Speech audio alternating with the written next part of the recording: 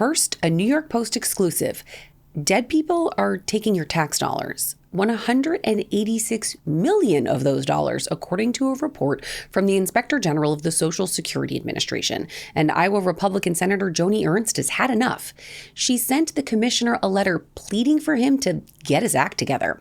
One part of this letter to Social Security Commissioner Frank Bisignano pretty much sums it up.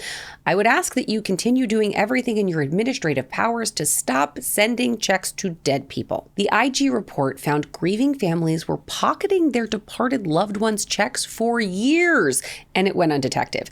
I don't know, maybe it eased the grief? Who knows? Stopping Social Security fraud was also a big focus for Elon Musk's Doge project from earlier this year. He claimed to have found, quote, tens of millions of dead people in the Social Security system. While that number appears to have been an overestimation, a 2024 report found that roughly $71.8 billion of the nearly $8.6 trillion in Social Security payments that year were improper. Travelers coming to the U.S. from more than 36 countries could soon be required to submit the last 5 years of their social media activity before being allowed in. And we're not just talking about countries with a problematic track record. The list includes U.S. allies like Australia, France, Germany, Ireland, Israel, Italy, Japan, and the United Kingdom. The proposal filed by U.S. Customs and Border Protection would require the submission for anyone applying for what's called an electronic travel authorization, which allows people to spend 90 days in the States without a visa. The plan also adds requirements for travelers to submit the names, birth dates, places of birth, and addresses of immediate family members, even if they aren't traveling to the U.S.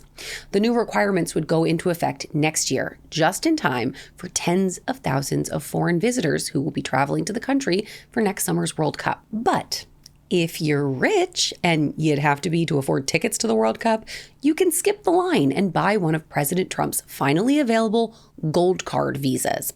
The president proudly announcing yesterday the visas are ready for purchase for any interested parties looking to move to the U.S. for just $1 million. Rich foreigners can buy the ability to become instantly eligible for permanent residency status after proper vetting. Russian warfare is taking a frightening and futuristic turn. A recent report out of the UK outlines a terrifying new way Russian-backed agents are testing the West's vulnerabilities for war. This is according to the Financial Times. In 2024, European nations were put through the paces when DHL packages exploded at logistic hubs in the UK, Poland, and Germany. While this was thought to be a test and not a full-scale attack, had the explosions happened while the parcels were in transit, it would have brought down the planes and sown chaos across the whole airline industry. Around the same time this operation was carried out, multiple break-ins were reported at water towers and treatment plants in Finland. Authorities said these trespassers were scouting places they could launch attacks on the country's water supply. Now, those attacks and others like them are believed to have been carried out by, for lack of a better term, gig workers for Russian espionage.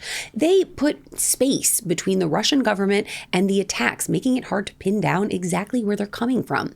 Now, luckily for the rest of the world, these agents seem to be amateurs, and they repeatedly botch their missions, for now. And what is scary is that there seems to be no shortage of people who can be found in the darkest corners of the internet, willing to lend a hand to Vladimir Putin and his associates to keep trying. For more on these stories and everything else you could possibly want to know, check out the New York Post in print or online. And don't forget, like and subscribe to the New York POSTcast wherever you get your podcast and on YouTube. I promise you'll be glad you did.